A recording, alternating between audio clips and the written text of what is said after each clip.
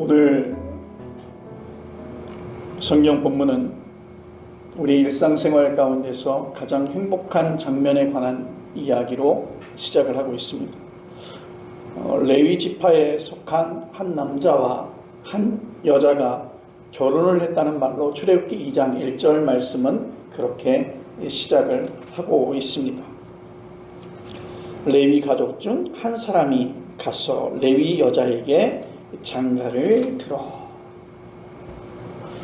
본문에 나오는 신랑은 아브람이고 신부는 요게벳입니다. 출애굽기 6장 20절 말씀에 살펴보면 요게벳은 아므람의 고모이죠. 당시는 근친 결혼이 매우 자연스러웠습니다. 잘 알지 못하는 사람과 결혼하기보다는 잘 아는 사람과 결혼하는 게 결혼으로 인해서 벌어질 수 있는 그 곤란한 상황을 방지하는 제일 나은 방법이라고 그들은 생각했겠죠. 그리고 신랑 아브람과 신부 요게벳은 아기를 낳았습니다. 그것이 출애굽기 2장 2절에 기록되어져 있습니다.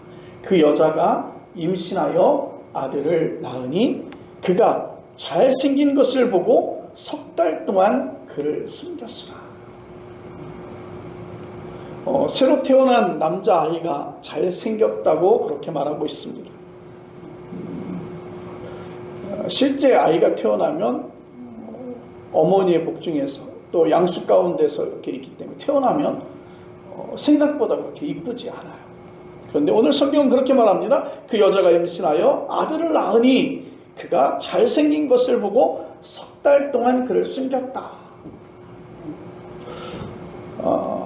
오늘 이 말씀을 듣고 나서 여러분들은 어떻게 생각하십니까? 자기 아이가 잘생겼다고, 자기 아이가 이쁘게 생겼다고, 아름답게 생겼다고 그렇게 생각하지 않을 엄마가 세상에 어디 있겠습니까?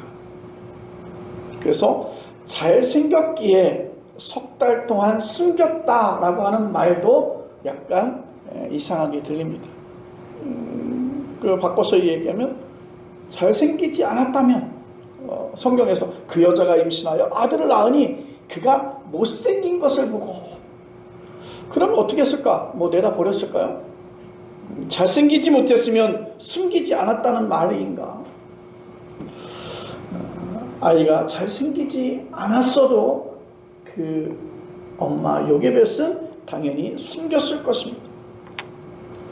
그런데 오늘 성경에서 재미있습니다. 그 여자가 임신하여 아들을 낳았는데 거기다가 또 잘생겼다고 했어요. 그러면 세상에 나가서 이웃에게 자랑해야 되겠죠. 내가 아이를 낳았는데 이 아이가 귀골이 장대하고 정말 잘생겼다. 이웃에게 자랑하고 이웃의 많은 축하를 받아야 되겠죠. 그런데 오늘 성경은 그가 잘생긴 것을 보고 석 달 동안 그를 숨겼다. 그렇게 기록하고 있습니다. 아들을 낳아서 다른 사람에게 축하를 받아야 되고 그 아들을 자랑할 만한 충분한 이유가 있었음에도 불구하고 숨기는 이유는 오늘 본문 앞 대목인 출애굽기 1장 15절 말씀부터 22절 말씀에 나옵니다. 당시 역사적인 배경은 고대 이스라엘이 애굽의 고센에서 소수민족으로 살던 시절입니다. 애굽이라고 하는 나라의 고센 지역에서 이방의 사람으로서 아주 소수민족으로 살아가는 그런 시절이었죠. 매우 어려운 시절입니다. 야곱과 12아들을 비롯한 70여 명에 이르는 대가족이 수년 지속되어지는 그 가뭄을 피해서 가나안에서 애굽으로 이주한 뒤로 400년의 세월이 흐른 것입니다. 그동안 후손의 숫자가 기하급수로 늘어났습니다. 고센 지역에 있는 그 소수민족이 갑자기 인구가 막 늘어나기 시작을 하는 거예요. 그래서 위기의식을 느낀 애굽의 왕은 이스라엘 산파들에게 그렇게 명령합니다. 이스라엘 여자가 아들을 낳으면 모두 죽이라. 제일 먼저 산파가 그 아이를 받을 거 아닙니까? 그래서 그 이스라엘 산파에게 그렇게 말합니다. 만약에 딸아이를 두면 괜찮겠지만 아들을 낳으면 죽이라고 은밀한 명령을 내립니다. 그런데 이스라엘 여자들은 애굽 여자보다 훨씬 건강해서 산기가 있어서 이미 산파가 달려가면 이미 아들을 낳았다고 산파들은 그렇게 둘러대었어요. 그래서 애굽의 왕은 더 강력한 조치를 취합니다. 남자아이가 태어나면 무조건 나일강에 던지고 여자아이는 살려두라고 했습니다. 애굽 당국은 나름으로 이런 명령의 필요성을 역설했을 것입니다. 남자아이를 나일강에 던져서 나일강의 신이 구할지 구하지 않을지 시험해보거라. 나일강에서 살아나는 아이라야 용맹한 애굽의 군사가 될 수 있다는 그런 말을 했을지도 모릅니다. 출애굽기 1장 22절에 따르면 애굽 왕의 명령은 이스라엘만이 아니라 제국에 사는 그의 모든 백성에게 내린 것입니다. 그러니까 이스라엘만 차별하는 정책이 아닌 것 같긴 한데 확실한 내용은 우리가 알 수 없는 것이죠. 그래서 요게벳은 아들을 낳았지만 그 아들을 사람들에게 자랑할 수도 없었고 그 아이를 축복할 수도 없었습니다. 그 아이의 생명을 지키기 위해서 석 달을 숨겨서 길렀어요. 그런데 석 달을 숨겨서 기르는 동안에 더 이상 그 아이를 석 달 이상 더 이상 숨겨서 기를 수 없는 형편에 놓이게 되었습니다. 아기의 울음소리도 커져가죠. 그래서 요게벳은 아이를 나일강에 던질 준비를 합니다. 오늘 이 아기는 요게벳에게 세 번째 아이입니다. 첫째 아들은 아론이고 둘째는 누이 미리암이죠. 갈대 상자를 준비합니다. 물이 스며들지 않도록 역천과 나무진을 바른 갈대 상자에 여러분 어떤 것이 연상이 되나요? 아마도 여러분 노아 방주를 연상케 하는데 아기를 넣어 갈대숲 사이에 두었습니다. 여러분 내가 10달 동안 배 아파서 출산한 그 아이를 또 석 달 동안 젖을 물려서 기른 그 아이를 그 나일강에 갈대숲에 두었던 그 어미의 심정이 어땠을지 상상이 갔습니까? 미혼모가 아기를 홀로 낳고 그 아이를 기를 수 없어서 외국으로 입양시키는 그 심정이었을지도 모릅니다. 그런데 외국으로 가는 그 아이는 생명을 연장하겠지만 지금 10달 배 아파서 난 그 아이 그리고 석 달 동안 젖을 물려 기른 그 아이가 이제는 죽을 수 있다라고 하는 그러한 생각이 들었을 때 요게벳의 마음은 어땠을지 여러분 상상이 되십니까? 아기가 담긴 갈대 상자가 어디로 떠내려가는지 그의 누이 미리암이 멀리서 지켜보는 중이었습니다. 그런데 그 절묘한 순간에 그 자리에 애굽 왕 바로의 딸이 목욕하러 나왔습니다. 보통은 왕궁 목욕탕에서 목욕을 하겠죠. 왜냐하면 경호 문제도 있어서 바깥에 나가지는 못했을 것입니다. 그런데 그날은 무슨 생각이 들었는지 공주는 시녀들과 함께 나일강으로 나왔습니다. 특별한 꿈을 꾸었을까요? 아니면 갑자기 시원한 강바람을 맞고 싶었을까요? 아니면 그녀는 정기적으로 그 나일강 강가에서 산책을 했을까요? 모든 사건은 우연히 겹쳐서 발생을 합니다.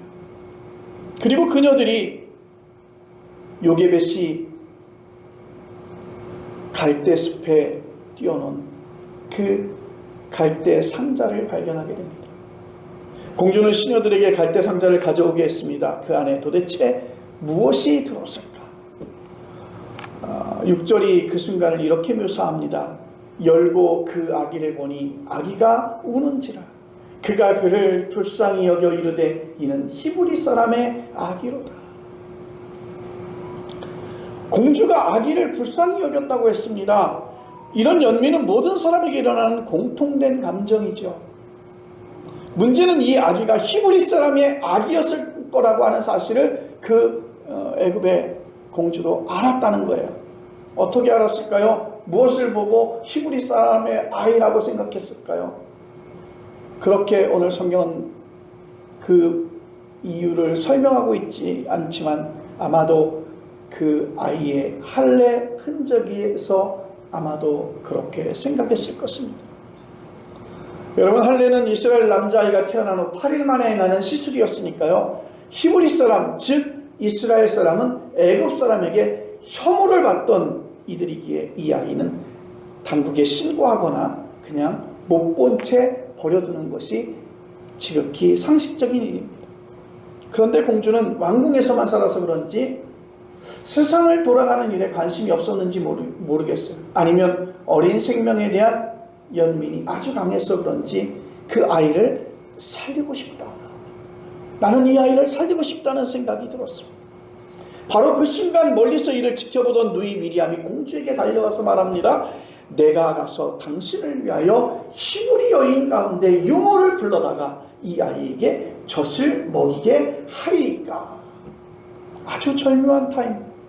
하나님께서 아주 절묘한 타이밍을 만들어서 미리암을 통해서 그의 어머니 요게벳을 소개하게 합니다.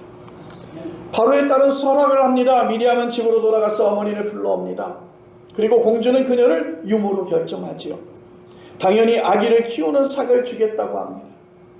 공주는 이 유모가 아기의 생모라는 사실을 까맣게 몰랐습니다.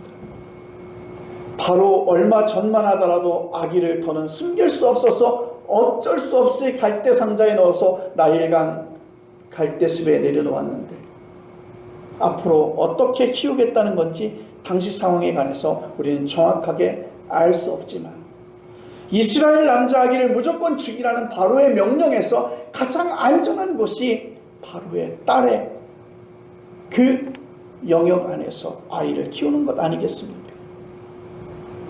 여기서 보면 그 바로의 명령이 그렇게 철저하게 아주 지켜졌다라고 생각이 되어지지 않습니다. 모든 정책에는 예외가 있는데 더구나 오늘은 그 애굽 왕의 딸 공주가 선택한 일이니 누가 옆에서 그 일에 대해서 토를 달겠습니까? 여러분, 이렇게 아기 모세는 우여곡절 끝에 어머니 손에서 자라날 수 있었습니다. 여러분, 엄마의 손에 자란다는 것은 여러 가지 점에서 매우 중요합니다.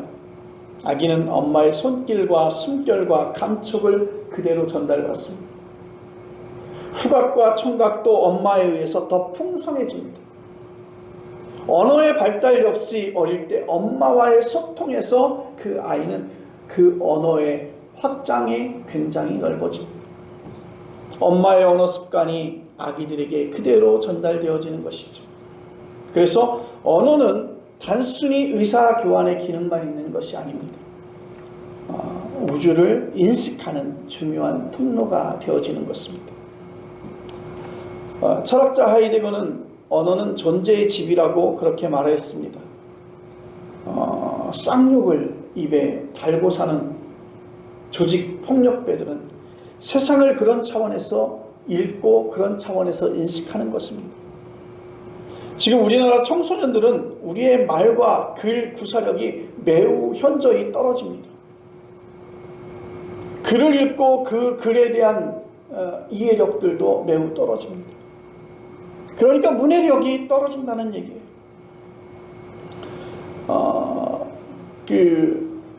데이비드 고든 교수가 쓴 우리 목사님은 왜 설교를 못할까라는 책이 있습니다. 우리 목사님은 왜 설교를 못할까? 그런데 고든 교수가 아주 재미있는 결론을 내렸습니다. 인터넷을 통해서 짧은 글만 읽고 쓰던 젊은이들이 신대원에 들어와서 설교 형식의 긴 글을, 일종의 논술 형식의 글을 감당하지 못한다는 것입니다. 요즘에는 신학대학원에서도 논문, 졸업 논문 안 쓰잖아. 박사과정이나 가야 논문을 써요. 그래서 고든 교수는 그렇게 말합니다. 단순히 글 쓰는 기술이 부족한 게 아니라 논리적인 사유가 안 된다는 뜻입니다.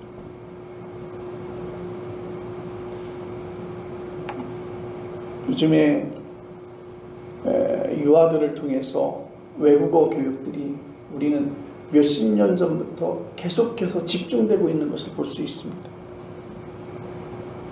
그리고 우리의 삶 속에서 영어가 얼만큼 많이 정말 과도하게 우리의 국어, 그러니까 우리의 모국어처럼 사용되어지는 것들도 우리는 살펴볼 수 있습니다.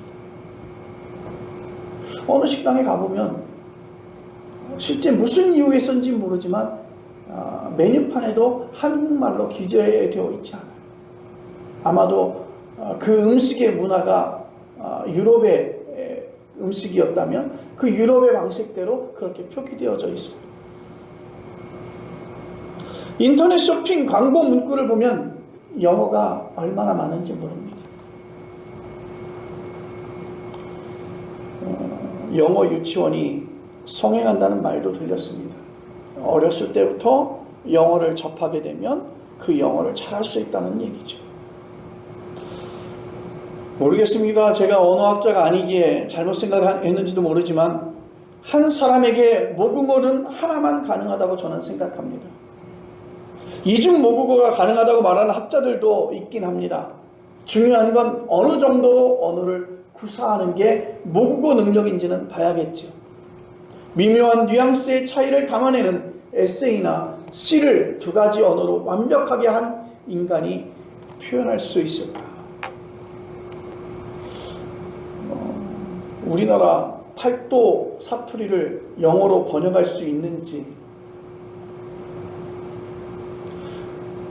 우리나라 대통령이 미국의 상하위원 의사당에 가서나 아니면 유엔 총회에 가서 영어로 연설하는 게 도대체 무슨 의미가 있을까요?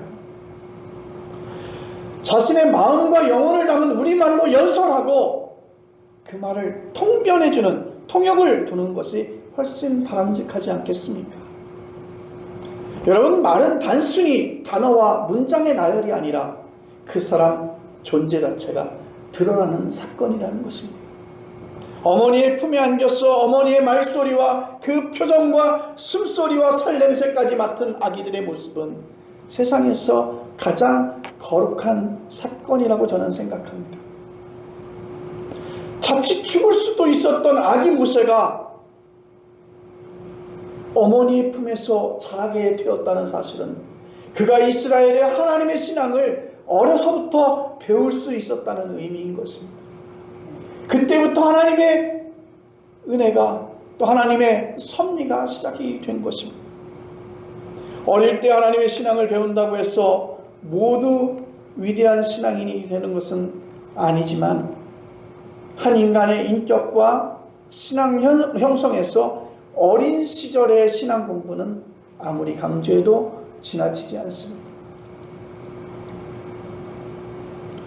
요즘에 살면서 자녀들에 대한 고민과 염려와 해결 문제에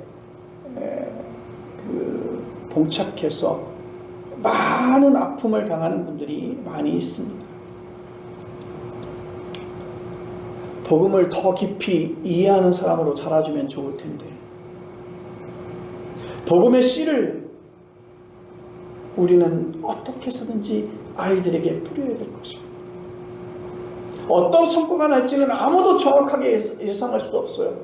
그렇지만 우리는 하나님 앞에서 우리가 해야 될 복음의 씨앗을 아이들을 통해서 뿌리는 일에 우리는 최선을 다해야 될 것입니다. 지금 당장 자녀들에게 신앙의 열매가 없을 수 있습니다. 그렇지만 그것은 하나님께서 하신 일이죠. 모세가 40살에 살인사건에 연루되어 미디안 광야로 피신해서 40년을 목자로 살지 않습니까? 그렇게 늙음하게 그는 거의 80세 호렙산에서 하나님을 경험했댔습니다. 지금 당장의 그 모습은 바람직하지 않더라도, 지금 당장의 모습은 그렇게 보이지 않더라도 그의 나중이 우리가 좋아하는 성경 말씀대로 심히 참되어진 놀라운 은혜가 있기를 간절히 바랍니다. 저는 이 사건을 통해서 그 어린 모세가 어머니의 손에서 하나님을 배웠기 때문에 가능했다라고 저는 생각합니다. 모세가 생모의 손에서 몇 살까지 자라다가 공주의 아들로 정식으로 입양이 되었는지 오늘 본문은 명시적으로 말하지는 않습니다. 추정하기로는 당시 일반적으로 졌을 때는 나이인 아마도 7세 정도가 되지 않았을까. 그 정황을 본문 10절이 이렇게 압축적으로 묘사하고 있습니다. 그 아기가 자라매 바로의 딸에게로 데려가니 그가 그의 아들이 되니라. 그가 그의 이름을 모세라 하여 이르되 이는 내가 그의 물에서 건져내었음이라 하였더라. 그러니까 모세가 바로의 공주에게 건짐을 당한 이후로 그 왕궁 안에서 생활하는 것이 아니잖아요. 그 어머니의 손에서 자라다가 결국 우리가 보니까 10절 말씀에 나와 있는 것처럼 바로의 딸에게로 데려가니 그가 그의 아들이 되었다. 이 아기는 엄마 품을 떠나 공주의 아들로 입양이 되었습니다. 아기는 앞으로 왕궁에서 자라는 것입니다. 모세를 다룬 만화 영화의 제목이 이집트 왕자예요. 당시 애국은 가장 잘 나가는 제국 국가였습니다. 피라미드만 보더라도 그들의 문명이 얼마나 고도화되었는지 여러분 알 수 있습니다. 모세는 애굽에서 가장 수준 높은 교육을 받게 될 것입니다. 교육에는 역사와 철학, 예술과 문화, 정치를 비롯한 종교까지 포함이 됩니다. 철저하게 애굽인 중에 애굽인으로 어른이 되어져 가는 것입니다. 그리고 혹시 아십니까? 어떤 일이 벌어질지 모르지만 유사시에 모세는 그 애굽의 왕 바로가 될 수도 있었습니다.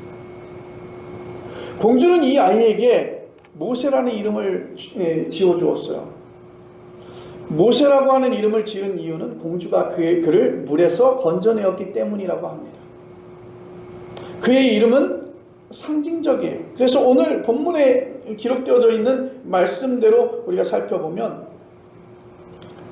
태어난 지 석 달 만에 물에서 건짐을 받은 아기가 여러분 80년이 지난 후에 하나님의 성을 물에서 건져내는 그런 훌륭한 인물이 되었다는 사실이 얼마나 놀랍습니까? 모세의 카리스마를 드러낸 사건이 무엇입니까? 홍해 사건 아닙니까? 출애굽에서 가장 중요한 그 현장, 하나님의 정말 참된 역사를 바라보는 그 현장이 바로 홍해 사건이었어요. 홍해에서 건짐을 받은 사건은 곧 하나님의 구원이었습니다. 이런 엄청난 일의 출발이 바로 레위 남자와 여자의 결혼을 통한 아기의 출생에서부터 있었다는 것이죠. 그들의 결혼을 씨앗이라고 한다면 홍해 사건은 구원의 꽃이라고 열매라고 표현할 수 있는 것입니다. 오늘 모세의 출생 이야기를 읽으면서 예수님의 출생 이야기가 생생하게 기억이 납니다. 비슷한 말씀이죠. 마태복음 전승에 따르면 요셉과 마리아는 예루살렘 가까운 베들레헴에서 남자아이를 낳았어요. 헤롯 왕은 예수를 제거하려고 3살 아래 남자아이는 모두 죽이라고 하지 않습니까? 아이를 나일강에 던지라는 애굽 왕의 명령과 매우 흡사합니다. 요셉과 마리아는 예수를 안고 애굽으로 몸을 피했습니다. 헤롯이 죽은 다음 요셉 가족은 예루살렘에서 멀리 떨어진 나사렛으로 갔습니다. 거기서 요셉은 목수로 살았고 예수께서는 당연히 목수일을 배우다가 30살에 출가하여 하나님 나라를 선포합니다. 모세가 하늘에서 뚝 떨어진 것이 아니에요. 구체적으로 레위 남자와 여자 사이에서 태어났듯이 예수께서도 하늘에서 뚝 떨어진 게 아니라 남자 요셉과 여자 마리아 사이에서 태어났습니다. 하나님의 아들이신 예수님께서는 우리와 똑같은 몸으로 태어나서 우리와 똑같이 먹고 마시면서 살았습니다. 그게 우리에게 얼마나 큰 축복이고 은혜인지 모르겠습니다. 우리는 예수께서 호흡하셨던 그 공기를 지금도 호흡하고 있으며 그가 보았던 하늘과 별과 해와 달을 우리도 같이 보고 그가 슬퍼하고 기뻐했듯이 우리도 슬퍼하거나 기뻐합니다. 그가 빵을 먹었듯이 우리도 밥을 먹습니다. 그가 중력을 느끼면서 2발로 걸었듯이 우리도 2발로 걷습니다. 하나님의 아들과 똑같은 조건에서 산다는 사실, 그 하나만으로 충분히 행복할 수 있다는 사실을 여러분은 얼마나 평소에 실감하고 계십니까? 오늘 물에서 건짐을 받은 그 모세가 자기 백성을 홍해에서 건져냈습니다. 그래서 구약 성서가 말하고 있는 구원의 클라이막스, 구약에 나오는 구원에 관한 모든 이야기는 이 홍해 사건을 뿌리로 하고 있습니다. 그 사실을 선지자들은 반복해서 외칩니다. 그런데 우리 그리스도인에게 가장 중요한 것은 이 홍해 구원 사건이 바로 예수 그리스도에게서 완성되었다는 사실을 여러분 꼭 기억하시길 바랍니다. 기독교의 신앙은 어디입니까? 기독교의 신앙은 그 출발은 침례입니다. 원래 침례는요, 요단강에 들어갔다가 나오는 방식으로 진행이 되었어요. 침례를 가리키는 영어 바프티즘은 헬라어 밥티스마에서 온 단어입니다. 그 헬라어 밥티스마는 물에 잠긴다는 뜻이에요. 그래서 우리 침례교회는 세례라고 하지 않고 침례라고 표현합니다. 한참이 지난 얘기인데 초교파적으로 목사님들이, 가까운 목사님들이 모여서 성경 공부를 한 적이 있어요.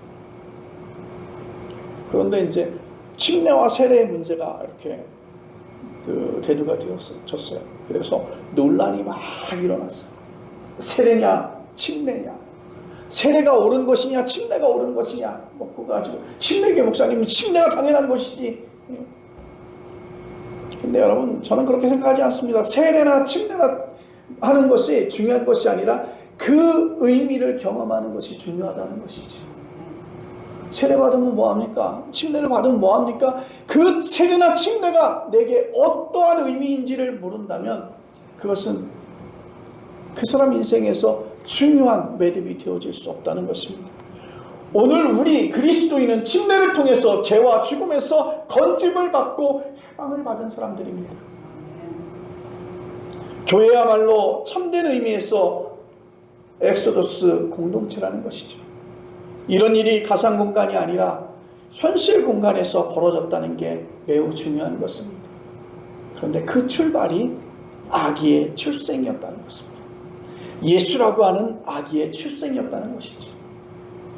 몰트만에 그래서 모든 아기는 잠재적으로 메시아적 사건이다라고 하는 문장을 읽은 적이 있습니다. 이 문장에는 두 가지 의미가 있는데, 그 하나는 예수 그리스도께서 분명히 아기였을 때가 있었다는 의미이고, 또 한 가지는 지금 그 아기들의 미래가 열려져 있다는 의미인 것입니다.